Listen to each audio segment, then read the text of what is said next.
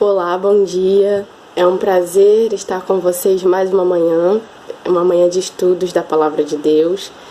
Quero agradecer a presença de todos e espero que o Espírito Santo, sei que o Espírito Santo vai edificar muito a sua vida através desse estudo.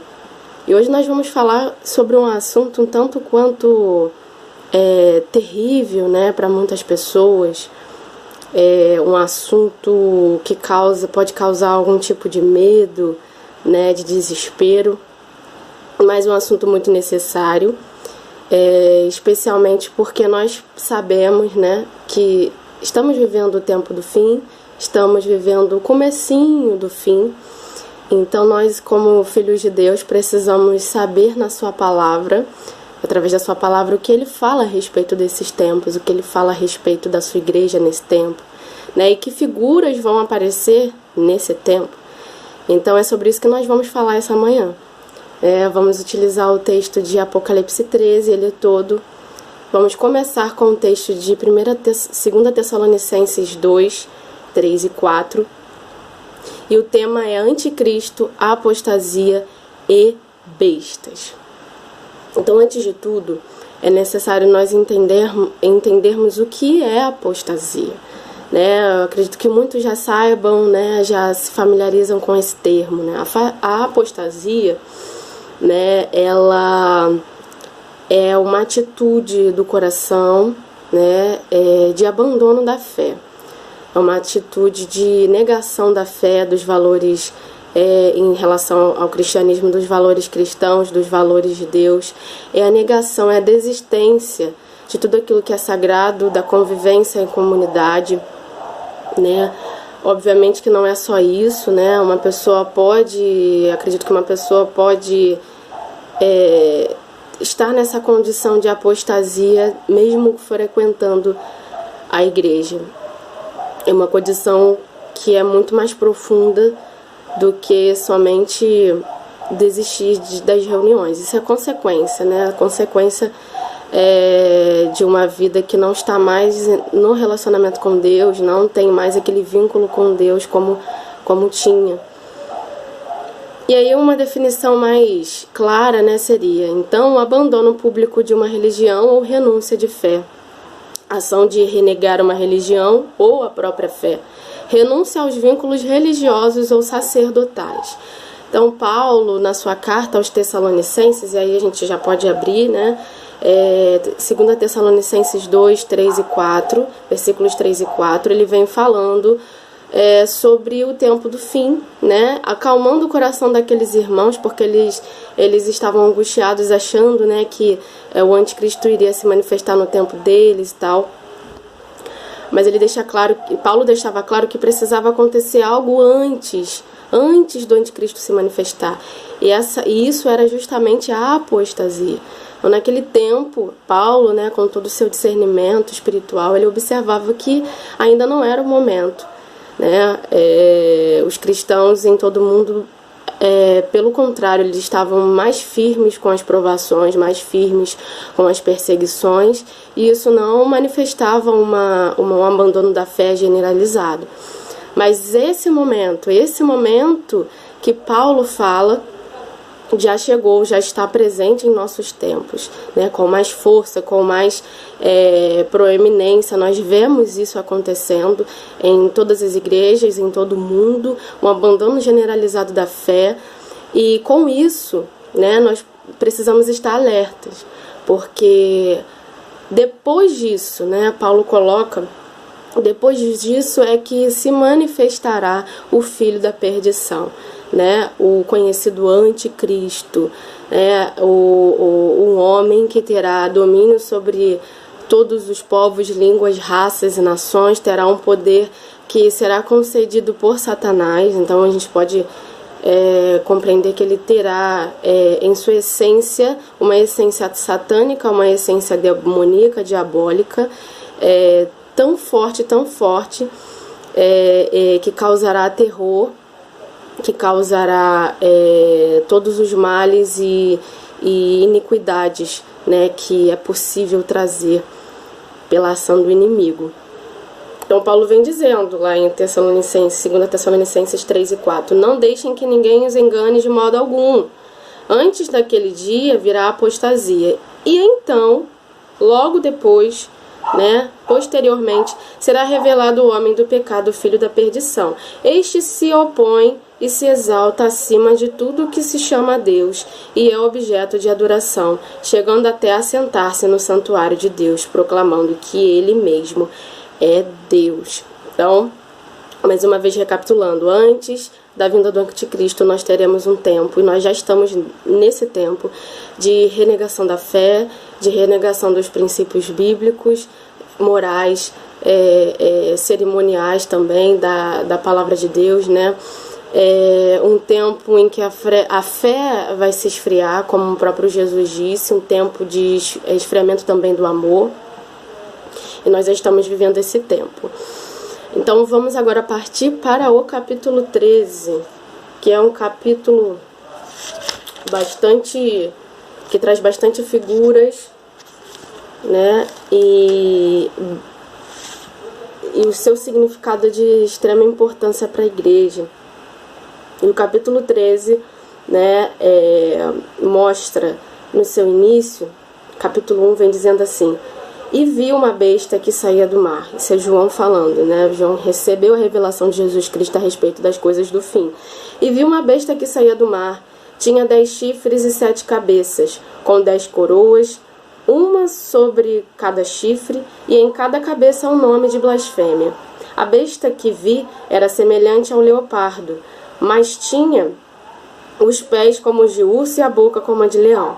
O dragão deu à besta o seu poder, e o seu trono e grande autoridade. Então, é do consenso da maioria dos pastores, dos estudiosos sobre o texto de Apocalipse, que essa besta, ela simboliza, ela representa o próprio anticristo.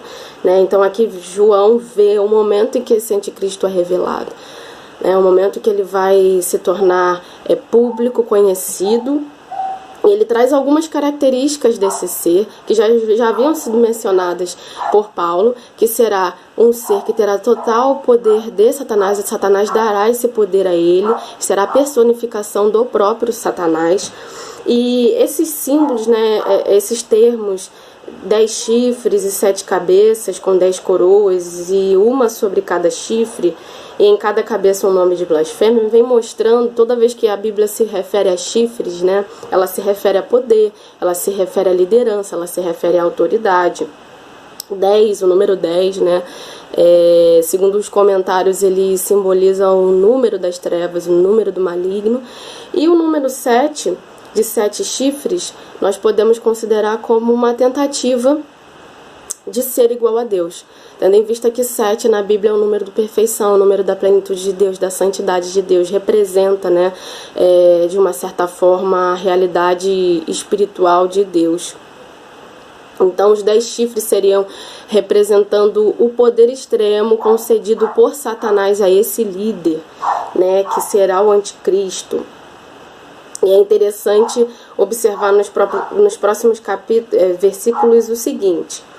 Diz assim a partir do versículo 3. Uma das cabeças da besta parecia ter sofrido um ferimento mortal, mas o ferimento mortal foi curado. Todo mundo ficou maravilhado e seguiu a besta. Adoraram o dragão, que tinha dado autoridade à besta, e também adoraram a besta, dizendo: quem é como a besta? Quem pode guerrear com ela? Esse fato aqui, essa questão do ferimento,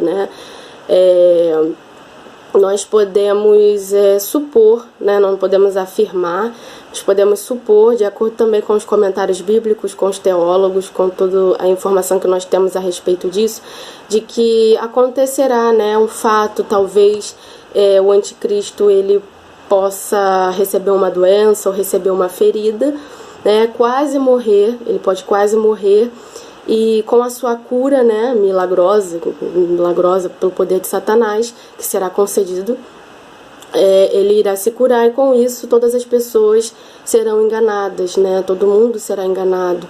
Todos aqueles que não têm aliança com Deus, aqueles que não têm o Espírito Santo serão enganados, de tal forma que ele será adorado, ele será engrandecido, ele será visto como quase o próprio Deus.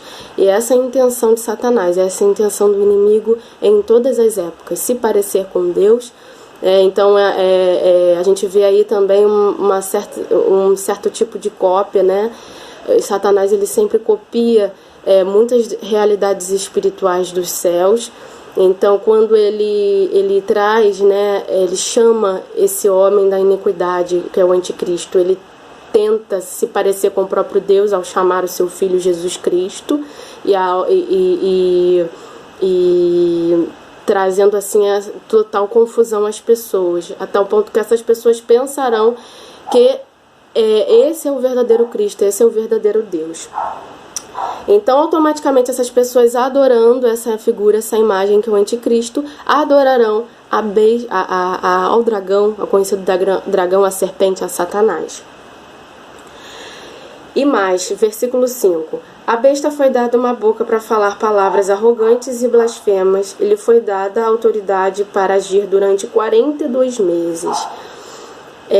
Será uma pessoa que vai se opor totalmente aos valores de Deus, a tudo aquilo que é sagrado, às verdades espirituais de Deus. Então ele irá blasfemar contra aquilo que é santo, contra aquilo que é puro, contra aquilo que foi estabelecido por Deus, né? Sua vida será dessa forma.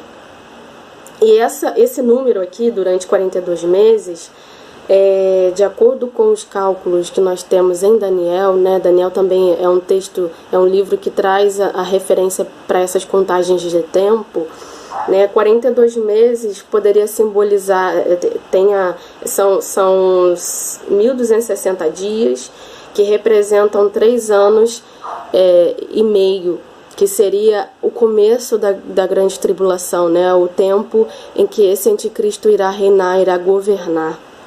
3 anos e meio, o começo, a tribulação terá o tempo, né, de acordo com os cálculos de Daniel, de 7 anos, 3 anos e meio, a metade, é que essas coisas vão acontecer, que será permitido ele governar dessa maneira. E aí continua, ele abriu a boca para blasfemar contra Deus e amaldiçoar o seu nome, o seu tabernáculo, os que habitam no céu, né? Blasfemar, né? Ir contra os valores de Deus, como nós já havíamos falado.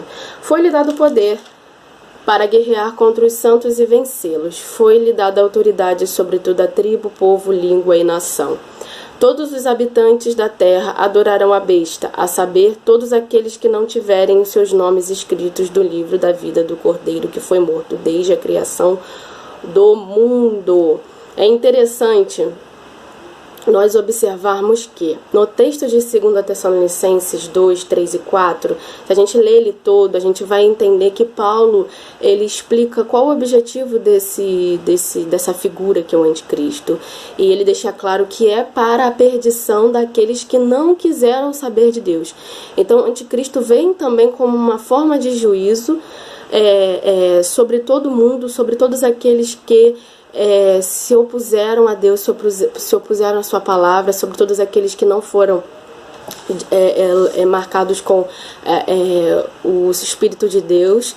Então, vem essa confirmação, essa explicação de Paulo, ela vem em conformidade com esse versículo 8 do capítulo 13, que diz: todos os habitantes da terra adorarão a besta, não são todos no geral, todos aqueles que se permitiram ser enganados.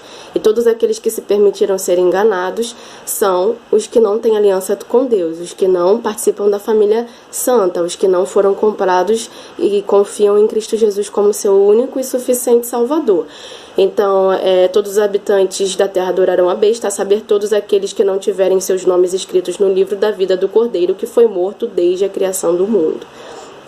Então, mas aí deixa claro, né, essa questão. E aí temos aqui os versículos 9 e 10, que são um pouco difíceis de compreender. E dizem assim: aquele que tem ouvidos ouça. Se alguém há de ir para o cativeiro irá. Se alguém há de ser morto à espada haverá de ser. Aqui estão a perseverança e a fidelidade dos santos.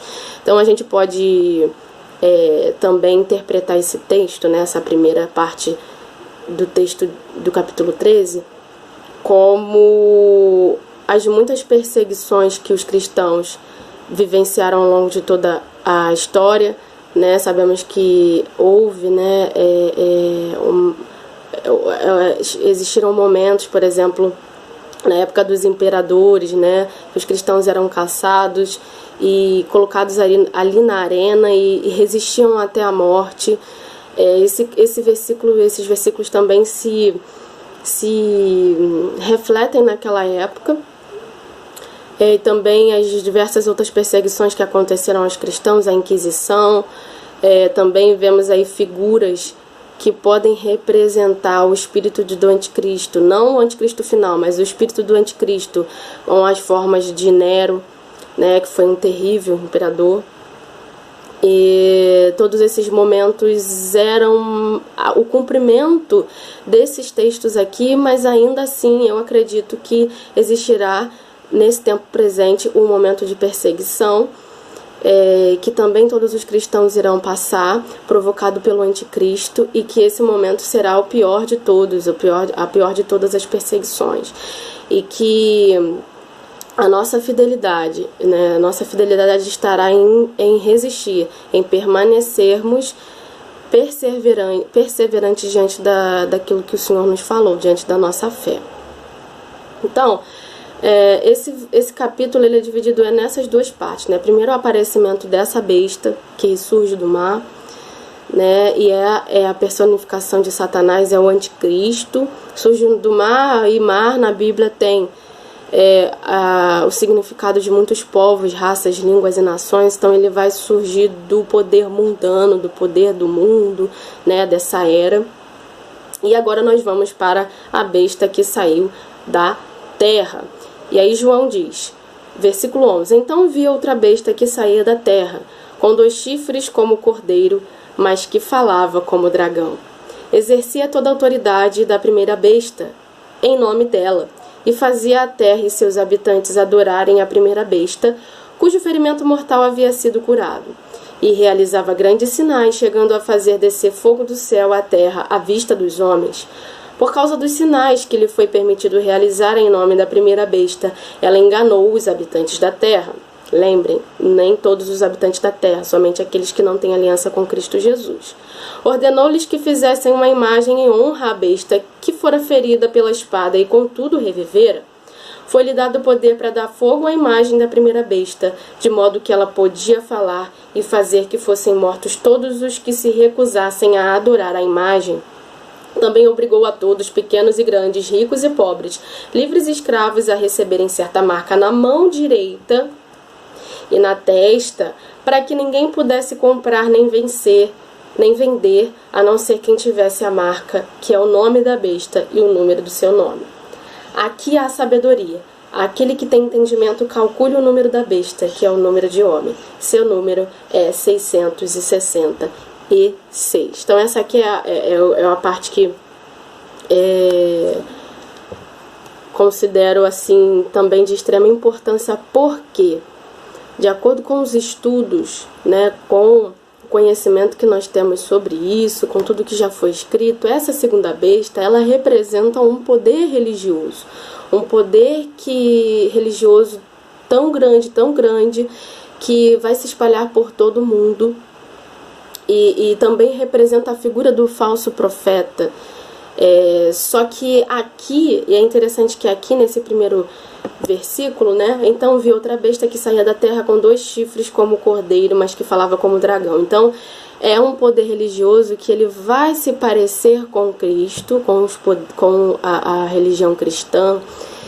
Vai se parecer, vai aparentar, né? Aquela fala mansa de um cordeiro, aquela humildade, mas é uma falsa humildade, porque o texto diz que quando ele fala, quando esse poder religioso fala, ele fala como um dragão. Então é evidenciada a sua malignidade, é evidenciada a sua ferocidade, é evidenciada o seu poder diabólico, né? Então ele vai se apresentar dessa forma ao mundo como algo bondoso, de boas obras, de caridade, que vem para trazer a paz, que vem para trazer o bem, mas por trás esconde uma fera, um poder terrível. E essa segunda besta também tem o mesmo poder que a primeira, que é o anticristo, né? Eles comungam do mesmo poder, até porque é Satanás que está por trás disso tudo. E fazia a terra e seus habitantes adorarem a primeira besta, cujo ferimento mortal havia sido curado. Então, o objetivo principal desse poder religioso, né, é apontar, é trazer veracidade à figura do anticristo. Então, é trazer um tipo de chancela sobre a autoridade do anticristo, é fazer com que ele seja ainda mais conhecido, é fazer com que a sua imagem seja ainda mais adorada. E incrível é que esse poder religioso ele terá liberdade, primeiramente concedida por Deus, né? Porque todo o texto deixa claro que foi concedido, foi permitido. Então, acima de todas essas questões, é importante ressaltar isso, que acima de todo esse terror que é colocado nesse capítulo, está a permissão de Deus. Então não podemos achar que tudo está fora de controle, não podemos achar que as coisas vão acontecer, que Satanás tem total liberdade de fazer tudo. Não, tem a liberdade que ele é concedida por Deus. Mas voltando, esse poder religioso ele vai ser tão proeminente, capaz até de fazer sinais e prodígios. E por isso vai enganar muitos, né? Porque uma das coisas que Cristo fez, né, e que ao longo de toda a história do cristianismo nós podemos perceber, são as manifestações dos milagres, né, das maravilhas, e que será também permitida a essa besta, a esse poder religioso fazer. Então nós já podemos pensar em algumas hipóteses, talvez. Já podemos pensar, de repente, numa falsa religião, nas falsas religiões que se apresentam. E com isso eu não estou dizendo especificamente, não quero dar aqui foco somente à Igreja Católica, porque essa é uma das interpretações que nós temos, de que a Igreja Católica, em sua manifestação, pode representar essa besta que irá, no final dos tempos, dar proeminência ao anticristo, mas todos os outros ensinos que se parecem com o cristianismo e não são. Então são ensinos, como eu já falei aqui em outras aulas, que apresentam-se como um veneno, né? Tem só uma gotinha de veneno, um copo transparente, quando você bebe você morre. Então é muito sutil a sua influência, é quase semelhante, é parecido com a verdade, mas não é a verdade. Então, por causa dessa autoridade que vai ser dada a esse poder de descer fogo do céu, e aí a gente pode lembrar também de Elias, né, que foi uma figura que Deus permitiu realizar esses grandes feitos, então vai se assemelhar em tudo, se parecer com a verdade do Evangelho, se parecer com as histórias da Bíblia. Também vai promover, né, esse poder, vai ordenar a essas pessoas, né, essas pessoas que serão manipuladas, fazerem uma imagem em honra à besta que fora ferida pela espada e contudo revivera. E aí a gente pode pensar de uma forma mais ampla sobre a questão da idolatria, né? Vai fazer com que o anticristo seja adorado e existirá um momento de tanta idolatria que uma imagem, né, será feita em homenagem a esse homem, a esse ser, né? E a essa imagem, a besta terá poder de soprar e trazer vida. Parece cena de filme, mas as coisas vão acontecer dessa forma. Então diz no versículo 15, foi-lhe dado o poder para dar fôlego à imagem da primeira besta, de modo que ela podia falar e fazer que fossem mortos todos os que se recusassem a adorar a imagem. Então aqui, se, como eu disse no começo, né, o primeiro momento pode representar uma aparição do anticristo durante aqueles 3 anos e meio da tribulação, essa segunda besta, ela surge enquanto o anticristo já está aqui na terra, mas ela surge também trazendo maior força sobre os últimos tempos da tribulação. Então é onde essa besta a outra besta vai se manifestar de forma, agora vai se revelar. Se antes ele parecia, né, concordar com todas as coisas, parecia ser uma figura respeitável, ela vai se mostrar. E com isso ele vai matar todos aqueles que se recusam a adorar a imagem, se recusam a adorar a sua imagem. Então haverá grande perseguição, haverá grande sofrimento, e talvez essa perseguição não venha nem dos poderes políticos, né, das autoridades, mas sim do próprio povo, né, porque se você se recusar a adorar, se você se recusar a prestar culto, você poderá ser lançado como os 3 amigos de Daniel foram lançados na fornalha, né? E versículo 16, também obrigou a todos, pequenos e grandes, ricos e pobres, livres e escravos, a receberem certa marca na mão direita ou na testa. Esse versículo 16 mostra que ninguém, nenhuma classe, nenhum povo, nenhuma cultura estará livre dessa influência. E que nesse reino, né, diante desses adoradores existirão pessoas ricas ou pobres, pessoas de mais influência na sociedade ou pessoas de menos influência na sociedade. E aí a sua segunda parte diz: vai obrigar a receberem certa marca na mão direita ou na testa. Existe hoje muita polêmica em relação ao que seria a marca da besta, né? Ao que seria isso. Será que seria um chip? Será que seria uma tatuagem, né? Essas são algumas das suposições. Mas eu quero colocar aqui uma interpretação que eu acredito que seja mais coerente com esse texto. E o que para mim, né? O que eu acredito que seja a marca da besta? Como nós já havíamos falado, Satanás ele plageia tudo que é de Deus, ele faz uma cópia de tudo que é o sagrado, até porque ele é uma criatura, ele foi criado e ele não consegue criar, né? Não consegue ter a mesma sabedoria e a mesma a santidade de Deus para começar algo do nada, para dizer haja luz e criar algo do lado. Então ele tira como referência algumas verdades espirituais, algumas verdades que estão na Bíblia. E se nós formos ver o texto, por exemplo, que está lá em Deuteronômio 6, 11 a 9, nós vamos perceber que é um momento em que Deus dá a sua lei ao povo. Vamos ler esse texto? Acho que é importante. Deuteronômio 6, de 1 a 9. Ele diz assim, versículo 1. Esta é a lei, isto é, os decretos e as ordenanças que o Senhor, o seu Deus, ordenou que eu ensinasse a vocês, para que vocês os cumpram na terra para a qual estão indo para dela tomar posse. Desse modo vocês, seus filhos e seus netos temerão o Senhor, o seu Deus, e obedecerão a todos os seus decretos e mandamentos, que eu lhes ordeno, todos os dias da sua vida, para que tenham vida longa. Ouça e obedeça, ó Israel, assim tudo lhe irá bem, e você será muito numeroso numa terra onde há leite e mel com fartura, como lhe prometeu o Senhor, o Deus dos seus antepassados. Ouça, ó Israel, o Senhor, nosso Deus, é o único Senhor. Ame o Senhor, o seu Deus, de todo o seu coração, de toda a sua alma e de todas as suas forças.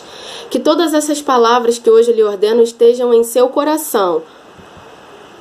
Ensine-as com persistência a seus filhos. Converse com elas sobre elas quando estiver sentado em casa, quando estiver andando pelo caminho, quando se deitar e quando se levantar. Agora, olha só esse versículo 8 aqui, olha. Vamos ler novamente o versículo 16. Receberem, e também obrigou a todos, pequenos e grandes, ricos e pobres, livres e escravos, a receberem certa marca na mão direita ou na testa. Mão direita ou na testa.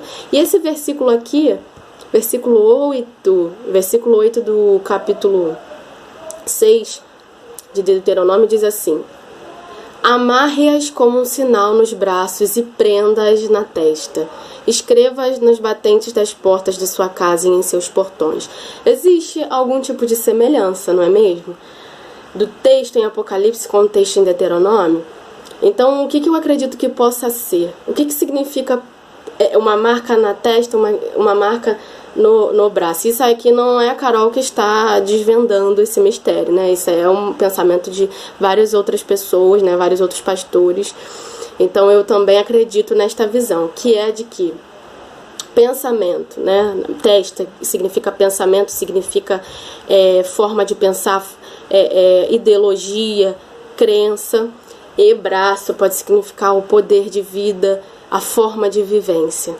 Então, o que essas pessoas terão? Elas terão uma forma de pensar, uma forma de agir, a sua força é empreendida de forma que ela adore a besta, a sua forma de vida, a sua vivência, né? Todas as suas atividades, elas mostrarão que elas servem a besta. Ao meu ver, não será uma marca física mesmo, como, por exemplo, um chip ou uma tatuagem, mas será um estilo de vida.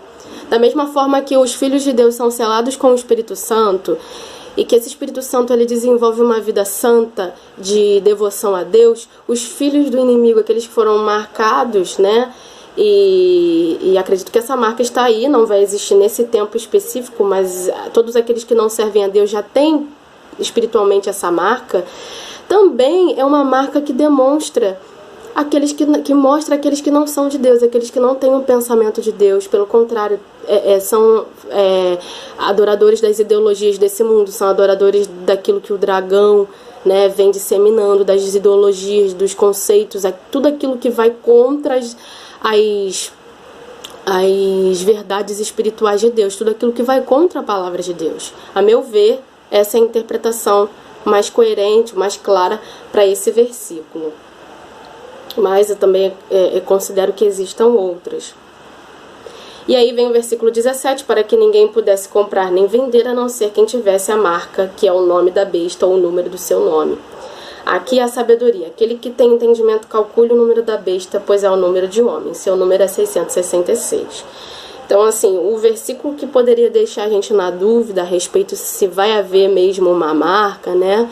É o versículo 17, para que ninguém pudesse nem vender nem comprar. Então, isso nós poderemos inferir que é algo que poderia ser, né? Então, queridos, segundo essa visão, né, a marca da besta seria um estilo de vida, uma forma de pensar, uma forma de se relacionar com o mundo e a vida, que demonstra o total domínio do inimigo sobre a vida de alguém.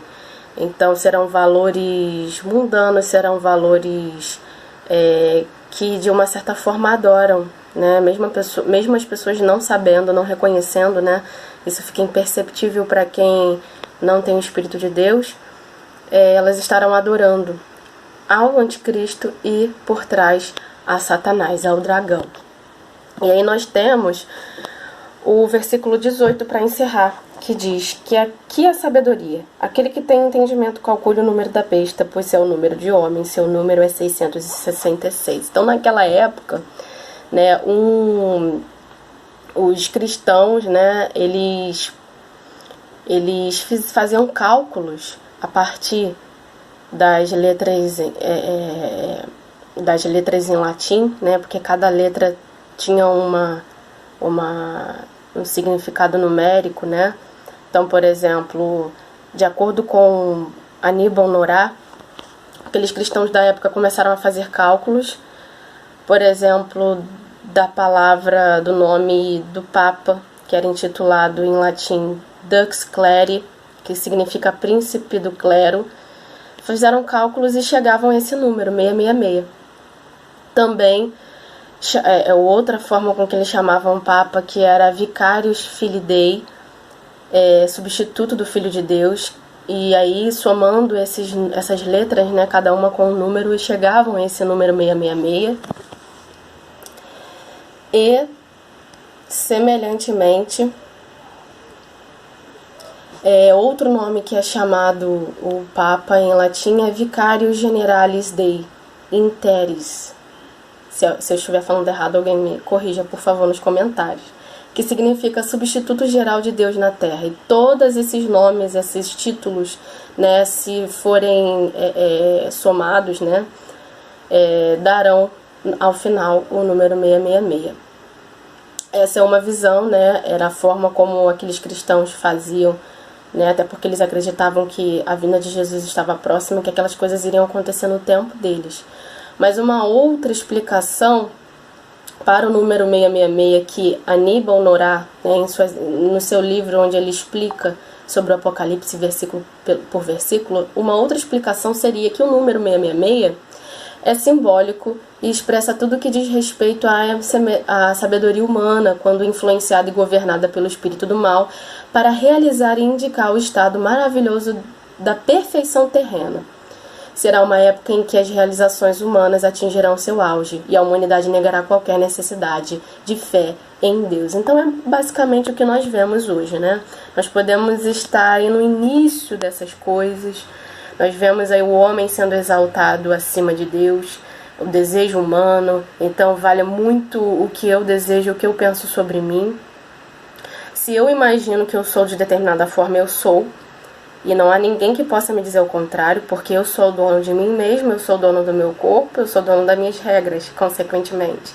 Então é a exaltação da filosofia humana, do conhecimento humano, de um conhecimento que nega a Deus em sua soberania, nega a presença de Deus em seu poder, nega a verdade expressa nas Escrituras. Essa é uma outra interpretação desse número 666, que significa número de homem, número imperfeito, o qual nunca chegará à plenitude do número 7, que simboliza a perfeição, que simboliza a eternidade, que simboliza a plenitude de Deus. Então, esse foi nosso estudo. É um estudo bastante denso, bastante importante, e eu peço que vocês vejam esse vídeo quantas vezes for necessário. Também coloco como recomendação estudarem esse texto, né? Tem muitos simbolismos, tem muitas explicações, vocês podem acessar, que trarão com certeza edificação para a sua vida espiritual, assim como também aconteceu na minha vida. Eu quero agradecer a sua presença aqui durante esses minutos, esses bastantes minutos aqui, mas espero que Deus venha iluminar a sua mente com esse conhecimento. Espero que Ele venha fortalecer sua fé, não te trazendo temor sobre esses acontecimentos, mas te deixando consciente de que só serão enganados aqueles que não têm a marca do Espírito Santo de Deus, aqueles que abandonaram a fé, aqueles que não têm aliança com Deus eterno. Então, sobre isso, nós podemos ficar despreocupados. E também peço força, né, nesse tempo, diante das possíveis perseguições que virão, porque o Espírito Santo nos revista de toda a autoridade e poder e nos conceda a vitória. Sabemos que vai nos conceder a vitória, né? Sabemos que tudo vai acabar como Deus deseja e em perfeita conformidade com a sua vontade. Então é isso, fique com Deus, Deus abençoe e até a próxima.